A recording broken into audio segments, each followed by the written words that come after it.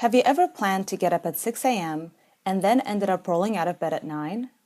Have you ever had 2 weeks to complete a research assignment and then gone into a panic 3 days before it was due because you hadn't put anything down on paper yet?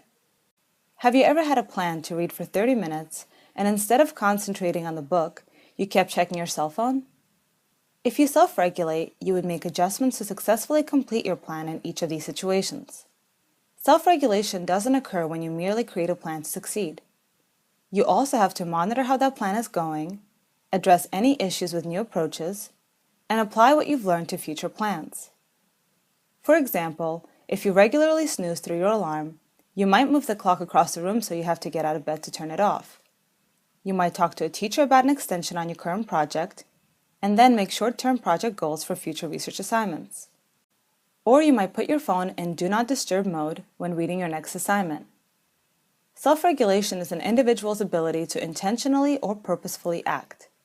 Self-regulation helps you maintain control over your actions, evaluate the effectiveness of behavior strategies, and stay motivated towards achieving your goal. Researchers have found that self-regulation can be taught. Students who can self-regulate complete more homework, get better grades, and learn more than students who do not frequently apply self-regulation strategies. In addition, research shows that the frequency of self-regulation can predict a student's academic achievement. Self-regulation involves students planning and articulating what they want to accomplish, monitoring progress and interference regarding that goal, controlling change by implementing specific strategies when things are not going as planned, and reflecting on what went well and what they can do better next time. To help students learn about self-regulation, teachers can introduce and define self-regulation and provide examples of how it can be used in different contexts. But for students to fully develop the competency, they must also be given opportunities to practice self-regulation, and support must be provided when necessary. For example, an English teacher might ask students to independently create a plan to finish a book and write a book report. Periodically, the teacher will ask the students to check in on their progress using a worksheet.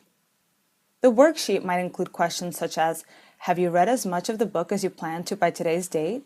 If not, what's getting in the way? How can you get back on track?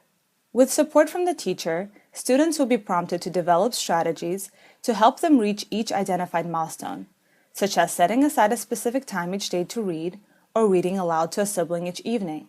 The teacher might also use this opportunity to have students discuss strategies that are working well or that they plan to try. After completing the book report, the teacher might then assign a reflection report. The report could prompt the students to reflect on how closely they were able to follow their plan, what strategies helped them stay on track, and what they could do in the future to better reach their goals.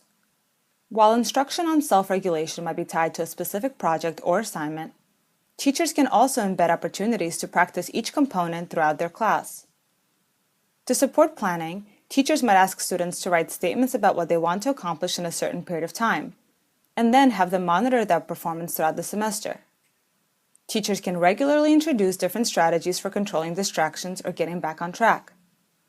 They can include reflective exercises in their classes, such as journaling or asking students to consider how much they studied for a certain test. The more opportunities that students are provided to practice these components of planning, monitoring, controlling, and reflecting, the better prepared they will be to independently use them in a variety of contexts. The ability to self-regulate is important for student success both inside and outside of school. While we may regularly use self-regulation strategies without intentionally thinking about them, many students need instruction on self-regulation. Beyond that, they then need supported practice to implement self-regulation strategies and evaluate their effectiveness. Through improved self-regulation, students can become more independent in attaining their goals, completing specific tasks, and improving behaviors.